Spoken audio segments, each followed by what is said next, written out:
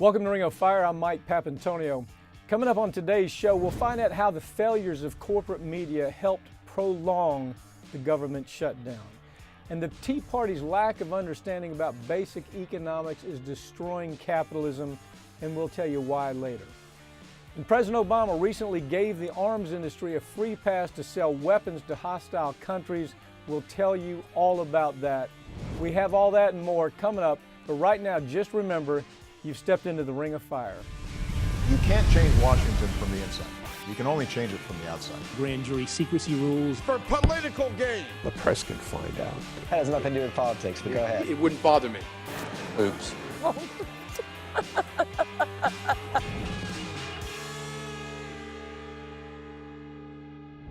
The Democratic Party is just as entrenched with corporate America as the Republicans. But the pushback from the grassroots level is changing that relationship. And I have Robert Borosage from the Campaign for America's Future with me to tell us how that's happening. Bob, the new Democratic Party, I call it, at least part of it, the Wall Street Democrat type politician, is not looking all that appealing to progressives. You've got Cory Booker, for example. You've got Cory Booker, who is great on social issues, completely tied to Wall Street. You've got the Castro brothers in Texas, same scenario. Gavin Newsom in California. These are, when you talk to these Democrats and listen to their platform, they sound very good on social issues, but where it comes to siding with Wall Street on important issues that affect consumers, all the time they are right there for Wall Street. What does this do to the Democratic Party?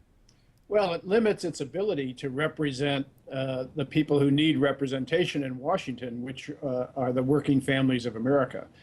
And particularly, it starts to hurt the Democratic Party in its own rising base. So what Obama has forged is what's called the Rising American Electorate by Stan Greenberg.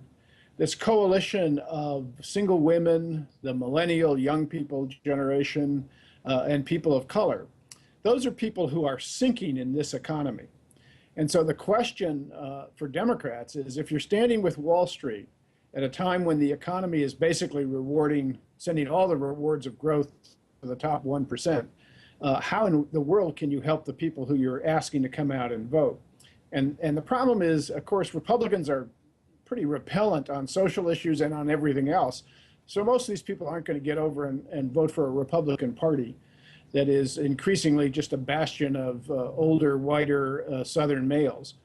But they aren't going to come out and vote unless they have somebody who they think is on their side. And we keep hearing Hillary Clinton, Hillary Clinton. I mean, I'm just so tired of hearing that so early on. It's like corporate media can't get away from the idea that you have other real important Democrats. You've got Elizabeth Warren, you've got Tammy Baldwin, you've got Bernie Sanders, you've got these people who really do speak in terms of what progressive Democrats want for America. Every day you're seeing this, you're seeing it happen to where the only people that they're talking about was Hillary Clinton, the front runner, ignoring people like Sheldon Whitehouse. The chances of Hillary Clinton ever adapting to this new desire for a real progressive movement that is taking place in this country. Democrats can deny it all they want, but I don't see Hillary Clinton ever finding the ability to embrace a progressive agenda that pushes Wall Street back. She's very much a part of all that, isn't she? Well, she has been, no question. But it's an interesting question going forward. First of all, the notion that we're assuming we know who the nominee is in 2016 is ridiculous, as everybody knows. It's not even clear if Hillary Clinton will decide to run then. If she runs, she'll start with a lot of advantages, name recognition. She'll raise a ton of money from Wall Street and elsewhere. But we now have in the party the most attractive leadership in the Senate: White House, Warren, Sherrod Brown, Tammy Baldwin, and others who are laying out a very progressive agenda. That appeals to, as I said, the rising majority of Americans and their leadership in the rising American electorate. And it is grounded in the base of the party, in organized labor and in Move On and the online activism of a new generation. All of those people are going to be coalescing around an agenda that is really a repudiation of the New Democrat agenda that Bob Rubin defined with Bill Clinton as president. And Hillary will face a choice. You know, she got blindsided the last time because she didn't take the movement seriously enough that was against the war and the possibility of a challenger. She may be savvy enough to understand she doesn't want to get blindsided again by the progressive movement, and she may well attempt to co-opt this. Well, what was so sick, Bob, what was so sick about last time is it sounded like a progressive movement coming from this president, but it's been anything but a progressive movement. You have a president now that's still talking about Trans-Pacific Partnership, which is a disaster for the American labor movement, a disaster for workers, a disaster for the civil justice process, a disaster for any legislation that is regulatory in this country. You've got a president that is resisting you're getting some pushback from people like Elizabeth Warren, who say, you know, we need to revisit Glass-Steagall. You're not hearing this president come out in favor of that. You're not even hearing him come out in favor of something like a Wall Street tax for these ambitious, crazy, gambling kind of trades that are taking place on Wall Street that could basically pay for our deficit. And I'm just not seeing that Hillary, I guess the sad part of it, Hillary ran against what looked like a progressive, but now in the White House, he's anything but a progressive. And he's only a progressive on social issues because he's pushed that way. Do you see it differently? In many ways, Obama is the third Clinton term. But it's important to understand how far he's gone beyond where Clinton was. So on social issues, whereas Bill Clinton was the one who signed the ban on gay marriage, the act, Obama has been pushed, but also led the way on that. He's led the way on immigration reform. He's taken us out of Iraq and slowly out of Afghanistan. So he's reflected some of the movement and some of the advances over where, say, a Bill Clinton would have been. On the other hand, on his economics, he filled his team with the Bob Rubin acolytes and basically followed a Wall Street wing of the party economics. And that's what's at issue now and what's going to be challenged now. And really what's at question here is, are we in continuing the conservative era that began with Ronald Reagan? Or are we with the collapse of that Wall Street, of the economy that Wall Street engineered, and the beginnings of Occupy and these movements that are starting to demand an economy that shares its prosperity more broadly than to the top 1%? Are we beginning a new era of progressive reform? And I think my own sense is the forces driving that are very powerful, and the forces in the Democratic Party are very powerful, and politicians respond. I tend to see politicians less as leaders than as people who understand there's a parade going on and they got to get in front of it. And I think this parade has started. Well, they only respond, especially this administration, even more so than Bill Clinton, is only responsive to pushback. And so the question is, can there ever be enough pushback from progressive grassroots folks that can compete with the dollars that are coming from Wall Street? Isn't that the simple question? I mean, you have a Democratic Party and a Republican Party that are almost indistinguishable in so many ways that this certainly seems like the time for a third party to challenge both. But you know, I'm not seeing the real possibility of grassroots being able to answer the dollar for dollar campaign that comes out of Citizens United from places like Wall Street. Well, there's no question the money's going to get bigger, not smaller. On the other hand, you see Elizabeth Warren raising the most money of any Senate candidate with mass mail and email donations, online activism.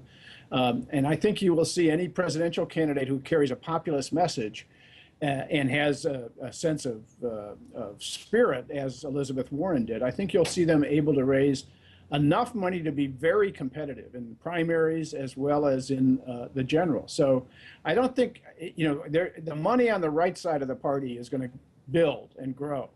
And in terms of being able to field a whole range of Senate candidates, et cetera, they're going to have constant Cory Bookers that they can run. On the other hand, when you get to a presidential election, there's space in this party for a populist candidate and our resources to support that candidate and make that candidate competitive. Why are the Democratic leaders, why are they so afraid to just get up there and say, I am a progressive, I want to move the country from this far right to a position. Why are they so afraid of that? When we look at de Blasio in New York. Now, what an incredible result.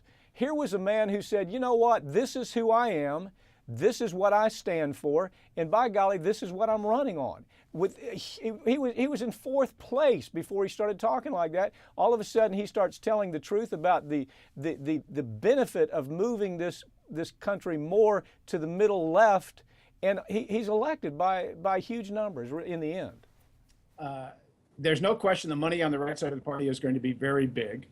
But what you see with de Blasio and what you see with Elizabeth Warren's victory, what you see with Sherrod Brown earlier, is more and more populist candidates are able to run and to carry a message and to attract voters.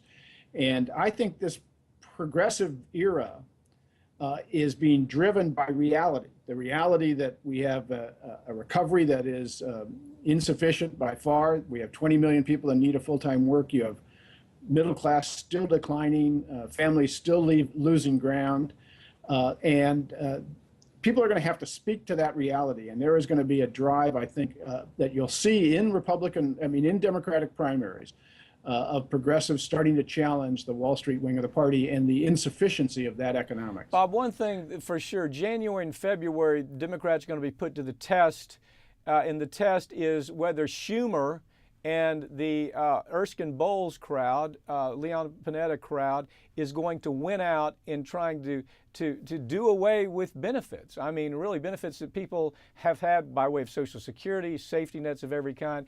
And it's becoming more evident that they're doing the bidding of Wall Street. I mean, these people are so tied into Wall Street. Unfortunately, we have a president that people are starting to say, well, now you say that you want a strong Social Security. You say that Social Security is not at risk because of anything that can't be easily remedied, but you seem to be going along with the Wall Street Democrats that want to trash benefits for just as much as they can for Americans. Isn't that kind of a time to tell the truth period for Democrats? I think that's right. And look, this is a struggle about who pays the bill for the mess that Wall Street created. They collapsed the economy. The debt in relationship to GDP essentially doubled because of that recession and the losses that were then accrued. They got bailed out, whereas homeowners did not. And the question now is who pays that bill? And the grand bargain talk is a cover, really, to say, look, we're going to send a good portion of that bill to the most vulnerable people in America, the seniors, to the disabled, in kind of the core security programs, cutting Social Security, and Medicare. The question is, Bob, the question then becomes, can Democrats weather that in 2014 and 2016? Hopefully they will learn their lesson. I'm doubtful, though. Thank you for joining me, okay? My pleasure. Take care. When we come back, we'll find out how the traditional media helped prolong the government shutdown. I'm Mike Papantonio, and we'll be right back with more Ring of Fire.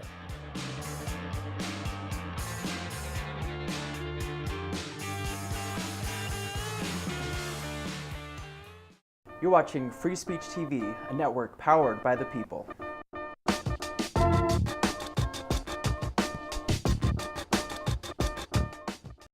Had traditional media done its job, the government shutdown never would have lasted as long as it did. But they enjoyed the attention, and they failed to report what was really happening. Joining me now to talk about the failures of the corporate media is radio and TV host Thom Hartmann. Corporate media, Tom, again, they missed the story that was behind the whole shutdown because of the fact that they missed the story. I don't think they did it. I think they probably intentionally missed the story, but it promoted this whole food fight that took place in D.C., if I follow what you're saying. By the way, great article on this topic. What's your take? Well, I don't think they missed the story at all. I think they knew the story from day one. I mean, this is kind of a variation on the story that former Republican Congressman Bob Ney wrote, basically a chapter about it in his book Sideswiped, that it's an open secret in this town that John Boehner's a high-functioning alcoholic and is sloshed every evening by the time the sun goes down. Nobody will talk about that on national television. Similarly, nobody was going to talk on national television about the fact that from day one of the shutdown, John Boehner had a clean continuing resolution before him that was exactly what he'd asked for several months earlier. It was the numbers. It was the House of Representatives budget numbers. It included the sequester. The Democrats had compromised hugely. Harry Reid took a huge, the Republicans took a huge bite out of Harry Reid's butt to come up with this number. And Harry Reid finally went along, and the Senate passed it, both Republicans and Democrats, because it was under $1 trillion. It was the sequester number. So that was sitting on Boehner's desk. And if Boehner simply put that on the floor of the House of Representatives and said, let's have a vote on it, because he has the power to prevent a vote or make a vote happen, it would have been passed. And it probably would have been passed with 50 or 100 Republican votes and a couple hundred Democratic votes. But John Boehner, all by himself, well, actually, they passed a law the first day of this giving Eric Cantor the authority to bring it to the floor. Right. In part, I think this is part of the whole strategy of Cantor to replace Boehner as Speaker, but that's a whole other story.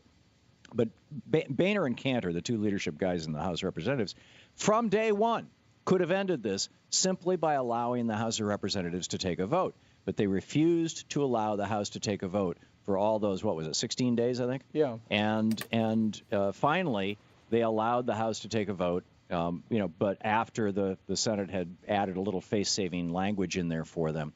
But isn't this poor, pitiful Boehner talk disgusting? It is to me. I mean, you're hearing it actually come from Democrats. Poor, pitiful Boehner. He couldn't do anything about this. He could do everything about this. He was getting his marching orders from the same people who tell him what to do everything, and that is the billionaire inheritance babies that run the Tea Party. He was threatened. Absolutely. There's nothing poor and pitiful about him at all. I mean, the fact of the matter is that Denny Hastert used to have this rule that if the majority of the Republican caucus didn't like something, that he wouldn't bring it to the floor. Well, Boehner put that on steroids because the majority of the Republican caucus probably would have voted for this. Boehner put that on steroid a couple of years ago when he made a deal with the devil, with the Tea Party and the billionaires who fund them. And he said, I will not put anything on the floor that cannot be passed with exclusively Republican votes. And that means, all but 17 Republicans would have to vote for something. Well, there's more than 17 Tea Party Republicans, which suddenly gave the 30 or so Tea Party Republicans, the tail, the ability to completely wag the dog. And Boehner, did not stand up to them. And frankly, I think that he's in bed with them too. What is the shelf life of Boehner right now? If you're making if you want to just forecast what's going to happen here, I would bet money that he will not be the Speaker of the House in 2014. And you're leaning the same way I am. That is probably Eric Cantor is the guy that. But even Eric Cantor is getting pushed back from the Tea Party at this point, isn't he? I mean, they've become that radically crazy. Eric Cantor still identifies himself as a Tea Party guy, and they still kind of embrace him. So, and Cantor's been looking for every opportunity to stick the shiv into Boehner's back, for a couple of years now. But to get back to the media part of this, the first question you asked me, the media ignored this story. I mean, they ignore the Boehner's a drunk story just because there's secrets in this town. But they ignored the Boehner and Cantor could have stopped the shutdown story from day one.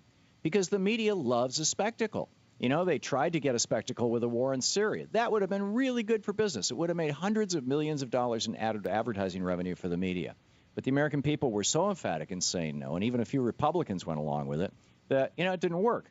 So they turned this into a spectacle by not reporting that Boehner and Cantor could have ended this on day one. If they had reported that honestly, right across the board, all the media, so that the vast majority of Americans knew the truth about it, except for those watching Fox, of course, it would have been over in a day. Yeah. Okay. So what happens is cable, especially, you got 24/7 news cycle.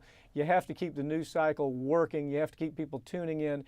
What more of a cliffhanger than a mom and pop who could be affected by this dramatically, or the worker who's furloughed that doesn't know how he's going to feed his family, or even Wall Street that understands what the economic impact of this may be, how it can not just sink America, but it could sink a world economy. People with a brain actually paying attention to this thing. I mean, isn't that what this was all about? Just like you mentioned Syria. Syria was, all eyes were tied on Syria because we didn't want another war. This is just a way for them to make up for their losses in Syria, isn't it? Between Clinton signing the Telecommunications Act in '96 and Reagan stopping the enforcement of the Sherman Antitrust Act and blowing up the Fairness Doctrine, what we have now is no longer information. We have infotainment, and it's spectacle infotainment. So what the senior executives and the news executives at all the major networks are asking themselves is, what will be the next guy who rapes 3 women and holds them for 10 years? What will be the next balloon boy? What will be the next O.J. Simpson trial? What will be the next Trayvon Martin? They thrive on spectacle. Every time there's a spectacle, their ratings go up. Lacking a spectacle, they will help create one. And this is what happened here. Are we so far down the road with that it's almost not something we can turn around? As you've talked about, there was a time in the mid-'80s when you had you had 50 different organizations, all separate organizations that controlled the media. Now you have 4, 5, maybe 6 at best if you really analyze everything. And when I say that, I'm not just talking about the electric media. These are the same people who sell books, the same people who sell magazines and newspapers, and all of a sudden they have to have a spectacle, they have to have an event, they have to have a circus clown show in order to get people to watch television. Yeah, and they're already ginning up the next one. Plan on it 3 weeks from now. Okay, so let me ask you this: as this thing progresses, yes, we did hopefully show some courage in the shutdown. Although you did point out that Harry Reid gave up an awful lot just in the compromise that where he did away with a lot of benefits for people. He did away with any chance of really having any meaningful tax for the millionaires and billionaires in this country. But we're going to see it again in January and February, Tom, and we're going to have somebody's going to have to say, would the real Democratic Party stand up so we can know who the hell you are? I suspect we're not going to like who they are. What's your take on it? Well, I've got a lot of problems with the Democratic Party, Pap, as do you. But if we look at this crisis that just happened, in the early days of the crisis, the President Obama, unambiguously said in several speeches and press conferences, John Boehner could hold a vote and that'd be the end of this. It was totally ignored by the media. It was probably the most underreported story. Harry Reid was saying that repeatedly, and it was underreported. And instead, what they were doing was asking provocative questions of Tea Party senators and congressmen in order to drive the spectacle. So, frankly, given the media, I'm expecting another spectacle, regardless Well, of... I want to take it a step further. And suggest to you that we're going to get an underreporting from corporate media about what the Wall Street type Democrats are taking away from the American people. I mean, look, they turned this story, the shutdown, on its head. By the time this story was over, you had the American public thinking that President Obama was unwilling to negotiate. Remember, those are the talking points. They weren't just on Fox News. We heard them on the Sunday talk shows by people who have a brain. So when we look at this story going forward, January and February, I believe the underreporting is going to be that, yes, we have a Democratic Party that is so tied into Wall Street, at least parts of it, so tied into Wall Street that we're going to see things like a changed CPI resurface. We're going to see entitlements disappear. We're going to hear Chuck Schumer in the Erskine Bowles crowd out in front of cameras saying we must do this because of austerity needs. We must do this to save our capitalist democracy. I really believe that's what we're going to find, and we're not going to hear any meaningful discussion from corporate media about what's really happening. I agree, and the president's already signaled that he's willing to go down this road, as has Chuck Schumer, and this is just an absolute disaster, not just for America, but for the Democratic Party that first brought us Social Security. The one little ray of light, and I'd keep a close eye on this, and we all need to report it as aggressively as we can, is that on that committee that's going to come up with that Senate Conference Committee that's going to come up with the new budget sits Bernie Sanders. And I was really impressed that Harry Reid put Bernie Sanders on that committee. And Bernie is not going to let the lies go, unchallenged. Tom, do you see you see the split here, though? I mean, we see the Castro brothers in Texas emerging as the new Democrats. We see Cory Booker emerging as the new Democrats. Yeah, it's back to Bill Clinton. Yeah, exactly. But the point being, don't you think January and February becomes that tell-all time when we have to say we are either going to embrace a progressive movement that you may not agree with, but I agree, I believe is taking place in this country. It's been wholly ignored. That the Democrats are going to ignore that again, and they're going to suffer for it in 2014 and possibly 2016, because this is not a president. I really don't believe this is a president that is going to do anything much to shake up Wall Street. I agree in every respect but one. I think that the timeline is that this is going to drop either just before Thanksgiving or just before Christmas when nobody's paying attention. And when it does drop and you don't have a media talking about it, how does the average person that wants to pay attention get information? I mean, how do you glean information out of what just happened in the Beltway this last time? If you really want to find information, where do you find it? I find it amazing that fully a third of people under 24 don't watch any television at all, any live television, and watch very little cable television. And so I think that, programming that is on the internet, both your show and mine, this show and my programming, we make it available on the web, articles that we write, people are finding things on the internet, whether they're podcasts or whether they're shows or whether they're articles. And there are some good news sources, and some of the old line sort of mainstream publications, like The Atlantic or like Rolling Stone, are actually starting to fill in that gap. They're realizing that there's this huge vacuum in progressive media. So I think people will find the information. The key is they have to be looking for it, and that's just tragically, 32 years of Reaganomics, so many Americans are working 2 and 3 jobs now that they don't even have the time to look for it. And I think that's the importance of Free Speech TV in your program, radio and television. Thank you for joining me. Thank you, Pap. It's a pleasure and an honor to be on with you. Just ahead, we'll talk about the latest effort by the U.S. Chamber of Commerce to keep American citizens out of the courtroom. I'm Mike Papantonio, and you're watching The Ring of Fire. We'll be right back.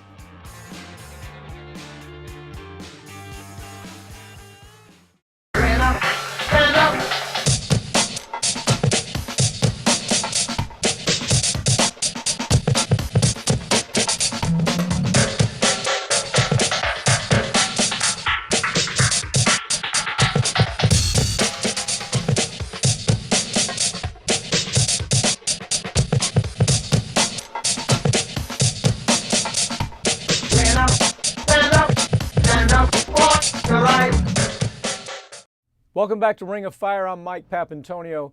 This past week, the U.S. Chamber of Commerce held their annual tort reform conference, where they talked about how they can strip away the rights from American consumers to go to court. Joining me to talk about that conference and the Chamber's agenda is Linda Lipson, the CEO of the American Association for Justice. Well, we've always said, Linda, the U.S. Chamber of Commerce is anything but a mom and pop organization. U.S. Chamber of Commerce is not the people downstairs running a hardware store. It is multi-conglomerate internationals coming into America and changing our laws. One way they want to do is arbitration. You've been keeping up with this a long time. Where are we with this whole arbitration fight? Well, it's a very sneaky tactic.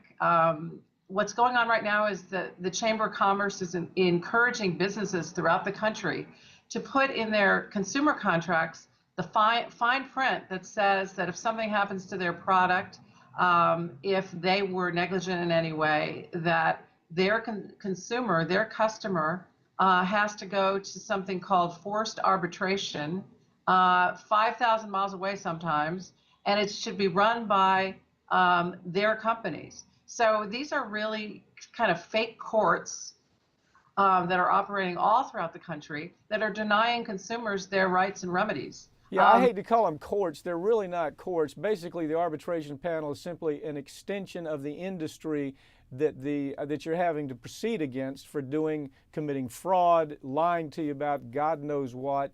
And so they say, well, we want our people to judge you. And unfortunately, the U.S. Supreme Court has sided up with the arbitration idea, even as far as class actions. What's the significance of the U.S. Supreme Court saying, we can't have class actions where there's an arbitration agreement? How dangerous is that? It's so dangerous because for people that get ripped off a little, they can't pursue their own lawsuit. They have to join with other folks that have been ripped off a little to change the behavior. And so what the Chamber is doing and what the Chamber is celebrating is they're trying to get rid of that avenue of redress for consumers throughout the country. And what that's going to mean is that there are going to be more negligence, more services that are shoddy, and fewer avenues for redress. Well, Linda, isn't it worse than just isn't it worse than just, you say, more negligence? It's actually, you have industry now that has a get out of jail card here, because they understand it's more than negligent. They can intentionally take money from people at $100 or $2,000 or even $3,000, $5,000 a piece, and understand that that individual cannot sue a corporation like Goldman Sachs or Ernst Young or Federal Express, because it's too expensive to go to court one by one. And the Supreme Court said, you know what? We're going to allow corporations to do that because we are nothing more than an extension of corporate America. That's the way I see this case. That's exactly right. And, you know, consumers really want to change this behavior so that they can get the services that they pay for. And instead, they're met with a brick wall. Can you imagine how ridiculous it is for someone that, let me give you an example. Let's say you have to take your mom to a nursing home, and you sit down with the nursing home providers and you sign a 20-page contract. And in the fine print is something that says if something happens to your mom and there's some kind of injury that occurs, you'll have to go to their arbiters, and sometimes it's 3,000 miles away. So that means that justice, if something happens to your mom, God forbid, that means that justice will be denied and delayed and not occur. A jury never hears the case. They want to keep this awful conduct away from jurors. And this contract that you're talking about reads, most of the time, will read like War and Peace. Exactly. It's so extensive. And people just sign it anyway, say, what the hell? I'm not going to have a problem. I'm going to sign it anyway. But you can shop these organizations. Why would you do business with Goldman Sachs? Why would you do business with Ernst & Young or Federal Express or American Express? They all do it. Because they all do it. The chamber has encouraged all businesses to put this fine print in their contracts. So there's really, consumers don't have a choice. If they want to purchase the services, if they want to engage with these companies, they have no choice. And I mean, let me give you another example. You know, our Congress celebrated the passage of a bill for Lilly Ledbetter because Lilly Ledbetter was discriminated against, and she discovered through a court case and through looking at a lot of documents that finally she had been, for years and years and years, she was being paid less than her male counterparts. So she pursued a lawsuit. If Lilly Ledbetter had an arbitration agreement in her employment contract, she wouldn't have been able to pursue that lawsuit. And so when Congress passes bills that provide or enable folks to pursue their remedies, these are of no import at all if there is an arbitration agreement. So Congress can do something about it. There's the Arbitration Fairness Act that has been introduced in both houses that all would say it doesn't ban arbitration. It just says that if a company wants to do an arbitration agreement, it has to be done. It has to be voluntary. Yeah, well, look, right now you have 71% of checking accounts arbitration, 56% of the largest financial institutions arbitration, 95% of credit card disputes arbitration. There is no way for a person to fight back, and the U.S. Chamber of Commerce has even turned this against small corporations. Mom and pop corporations are really the big victim on this, and they, for some reason, Linda, believe that the U.S. Chamber of Commerce has something in common with them. Nothing could be farther from the truth. Linda, thank you for your efforts out there. I don't know, there's really nobody else on behalf of consumers that I know that's in the Beltway, on the Hill every day talking about these issues. Had it not been for the AAJ, which is your organization, there would be no pushback on this at all. I don't know whether that's an overstatement, but it sure seems that way. Thank you for joining me, Linda, okay? Thank you. The Tea Party GOP shut down the federal government for almost 3 weeks because of their hatred of Obama and Obamacare. And what they don't want the public to know is that Obamacare is actually working.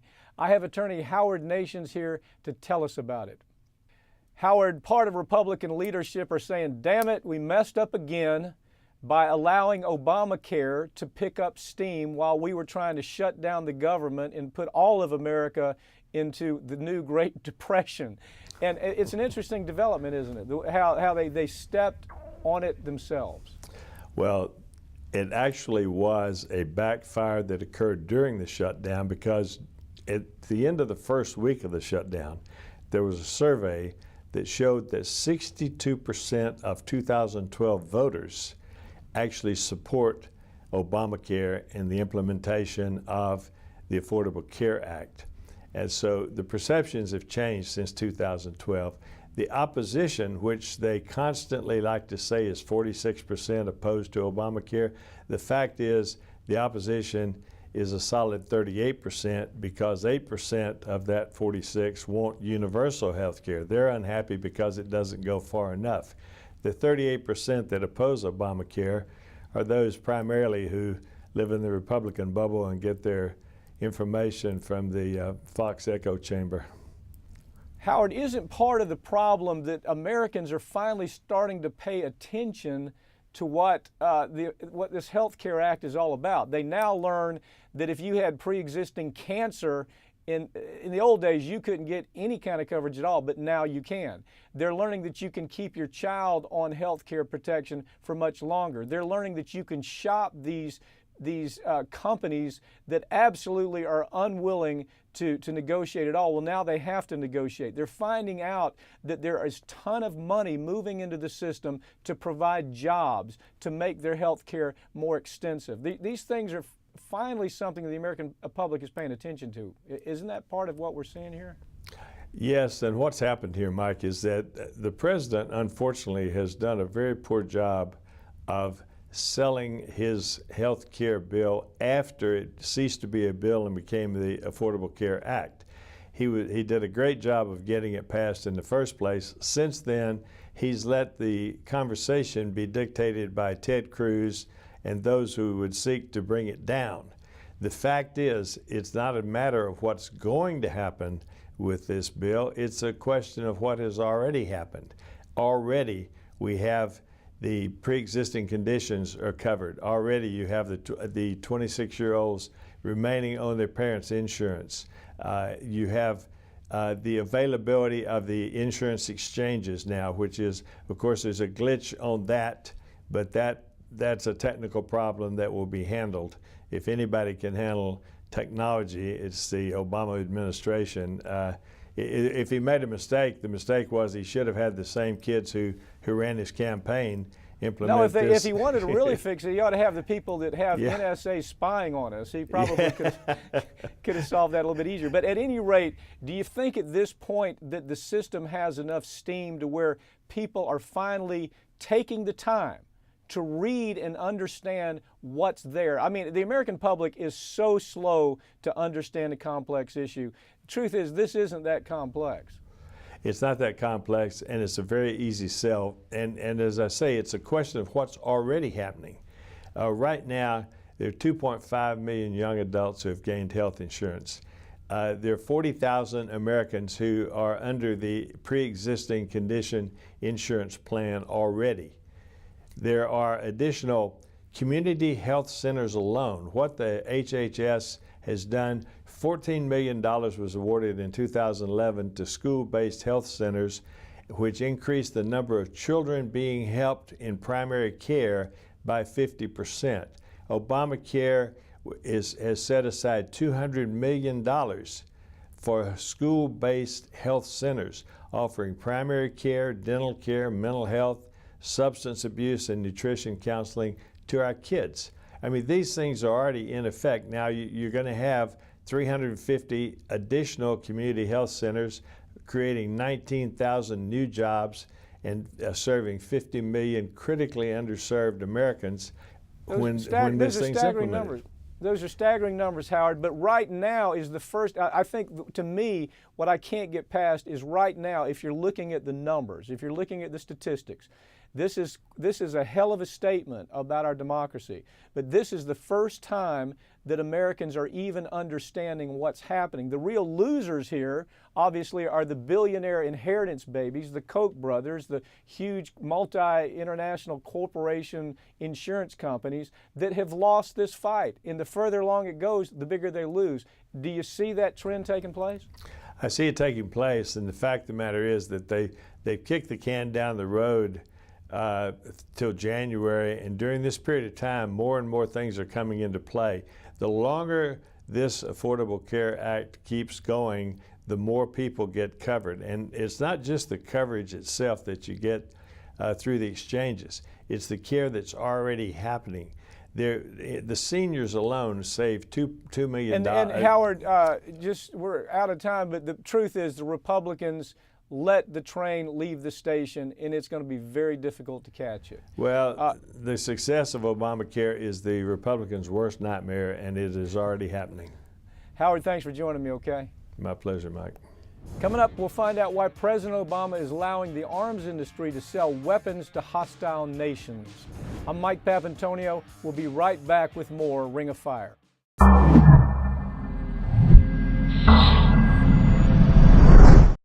Welcome back to Ring of Fire. I'm Mike Papantonio. Recently, President Obama weakened the rules for defense contractors, and they're now allowed to sell deadly weapons to countries that are less than friendly to the United States. Joining me now to explain why this happened are attorneys Niall McCarthy and Mike Burg.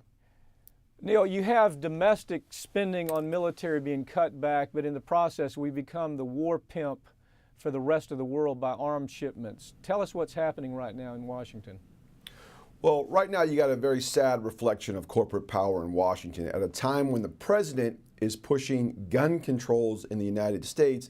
Internationally, where we're going to relax the rules on how weapons are moved from the United States to other countries. And the saddest part is there's going to be a relaxation of the licensing. So we're not going to know where these weapons go and in whose hands they end up in. Michael, what's the shift that's taking place? It's going from the Defense Department to a department that really is going to have no way to enforce anything when the Boeings and the McDonnell Douglases choose to send weapons to places that they know might end up in the hands of our enemies. Yeah, absolutely. It's going from the Department of State, which, quite frankly, it's a law to monitor these pieces, the weapons, the parts, to the Department of Commerce, which will have very little or no oversight. It's really a dangerous situation. What do you see the greatest dangers, Mike? What's the thing we ought to be concerned about? Is not just from the standpoint of arming foreign countries to kill their foreign residents, but it comes back to us, doesn't it? Absolutely, because it's going to go to Pakistan, where we have a lot of aid and a lot of parts and a lot of things going to be sent to them. It goes to Egypt. We don't know how that's going to turn out in Egypt. The danger is that once we have the weaponry, once we have the parts for the helicopters, for the planes, that all of a sudden those get in the hand of terrorists. And all of a sudden they're using those same weapons, those same helicopters against us. And there's no oversight. Well, let's be clear. There really are no limitations. You got countries, China, Cuba, Iran, North Korea, Sudan, Syria.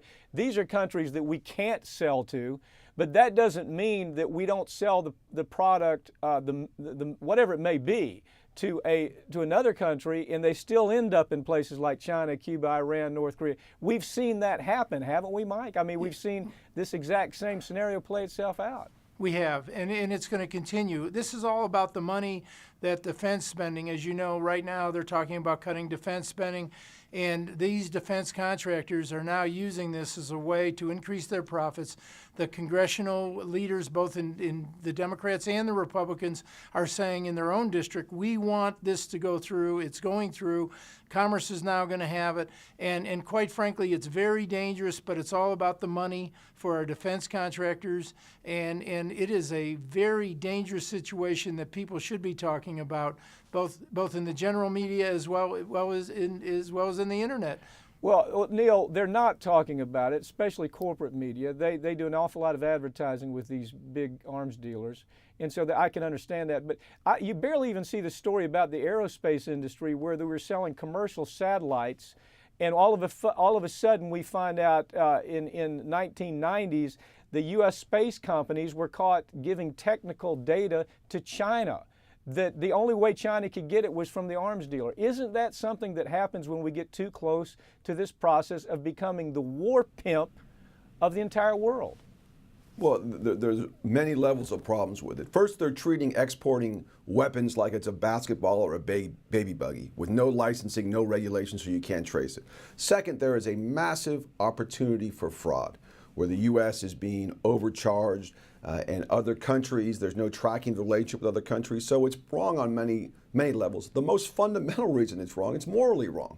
You're exporting war without any regulation whatsoever, and we are the symbol of freedom of the world. It's totally contrary to our mission as a country. So, Michael, if we sell parts individually, if we sell, they want to construct a drone. They want to say, well, no, we need this part for a helicopter.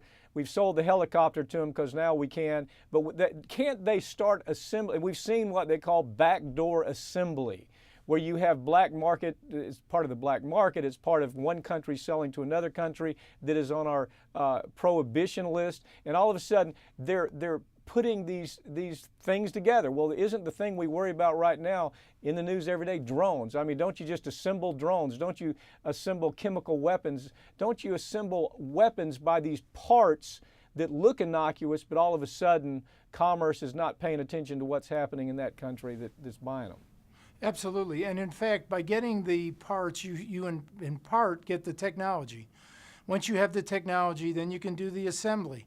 The other thing is, as you just talked about, these companies that put satellites into space, they're selling technology. Trust me, they're either taking the technology or they're getting the technology. So when they get these parts, we are going to see, as Neil said, 5 or 6 years from now, we're going to see exactly what the disaster that we're showing to have these weapons and these parts used against the United States. Neil, let me ask you this: what's the president's position on this, and can we do anything to derail this process? I don't think anything can be done at this point to derail the process. The president, while he's speaking strongly against gun control locally, meaning the United States, the administration is for the change we're talking about, and it's a result of heavy lobbying. Now, as usual, the best step to do is to write your congressperson, email your congressperson, phone them and say this is a bad idea. The only way anything like this ever gets changed in America is when enough voices speak up. But I'm afraid the train has left the station on this one. So we become really the war pimps of the world simply so the McDonnell Douglas types can make more money because we're cutting back on domestic spending. So this is our administration saying, well, okay, you're not going to be able to sell them to us, but you're going to be able to sell them to third worlds that ultimately may use these same parts and these same weapons against us. You go figure. I can't figure it out. Neil, Mike, thank you for joining me, okay? Thank you, Mike. Thank you. The Tea Party suffers from a severe lack of both empathy and basic knowledge about economics. This makes them a very dangerous threat to our economy, and I have economist and author Richard Wolff with me now to explain why. Richard, it seems like we have an awful lot to be critical of where it comes to capitalism, but whatever reason, maybe you can explain the reason we're so damn afraid to talk about capitalism when they fail. Give me your thoughts about that. I think it's a history lesson. After World War II, there was a kind of a reaction against all that had happened in the Great Depression, the massive government intervention, creating Social Security, unemployment compensation, a federal jobs program, and then the trauma of war. And there was a desire to push back, to return to the pre-Depression good old days, at least as some people saw it. And that meant push the government out, don't have any discussion about the problems of our economic system.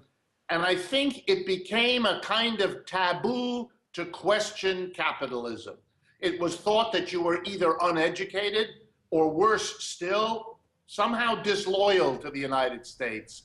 And Richard, weren't they able to wrap up the notion, coming out of both wars, First World War, Second World War as well, that gee whiz, if you are a socialist or if you believe in a prosperous social system, then you're nothing less than a communist. I mean, didn't they take those two words, merge them together, and make the average American believe I can't be critical of capitalism? Exactly. They made a socialist into a communist, and they made a communist into a traitor working for some foreign government at with which we were at odds. And that meant you couldn't have a conversation. You know, a healthy society debates its systems. We do that in America. We debate our school system, our transport system. We've been a big debating about our national health system. Why in the world don't we debate about our economic system in order to find its strengths and weaknesses, fix it, or go beyond it if it needs? It's not good for a society to exempt any of its systems from open debate and criticism, and it's long overdue. And one thing that we saw happen, I mean, if you go back and look at it, and you do such a great job in everything you write about this topic, but one thing you identify, Richard, is the fact that the way for the wealthy elite to keep us from talking about how bad capitalism can be at times is to have us talking about how bad government is. Wasn't that kind of the twist here? Yeah, it's a very sad idea that somehow that we have to blame everything that goes wrong in our economy on the government. It's bizarre. You know, unemployment affects a group of people. In most countries, those people get upset and turn their critical eye to the employer who fired them. In our country, we leap over the employer as if he's somehow not relevant and point the finger at our politicians. If I were an employer, I'd be laughing all the way to the bank. I do damage and people don't blame me. It's time for us to give the responsibility for the bad things in our economy to the same people who demand that credit when they do good things. Well, what ends up happening is we lose our expectations about what capitalism has the capacity to be, don't we? By saying, gee, every time something goes wrong, it's the government. Therefore, we have no expectations at all from Wall Street when they burn down the whole damn economy and cost us $18 trillion. Well, gee whiz, we don't have any greater expectations out of capitalism than that, do we? Right. We don't have the expectations, and we keep looking to the government to solve problems that are actually flaws and deficiencies in our economic system. So we get frustrated that the economic system doesn't work better, but every time it fails us, we leap over it and attack the government. It's a non-effective way of coping with our problems. You mentioned in your article that it's a little scary when we think about it, but you go back and you talk about how you have fringe parties become mainstream to fully embrace the system that's typically going to be a free market capitalism system and somehow start blaming government and simply let the capitalist or the industrialist take over. Haven't we seen this before? And why are we so unwilling to say, my God, it's happening right here? Well, I think it's changing in America. You're right. That's the way it's been done. It's clear that the Tea Party folks and others are venting their rage against the government. That must be pleasing to all sorts of business folks that they escape the critical eye. But I think you're seeing also in the United States a growing willingness to talk about the economic system, to put the taboo behind us the way we have put other taboos and begin to talk about it. Certainly, the response I'm getting over the last couple of years traveling around the United States gives me enormous hope that this kind of long overdue debate is now beginning to really open up. Isn't it going to take, though, a president or leadership that says, I'm not afraid to embrace populism, I'm not afraid to be critical of capitalism? This certainly is not that administration. This administration is so joined at the hip with Wall Street that they're unwilling to do that. The Democratic Party as a whole seems so combined with Wall Street that they're not willing to do that. What shakes that up in about 30 seconds? How do you possibly shake that up, Richard?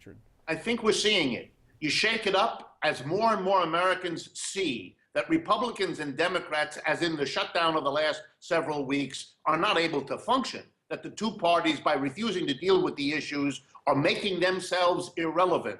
And what's coming sooner or later in one way or another is another political party that will show that courage and will win over huge numbers of Americans to demand a new direction in political discussion and political action.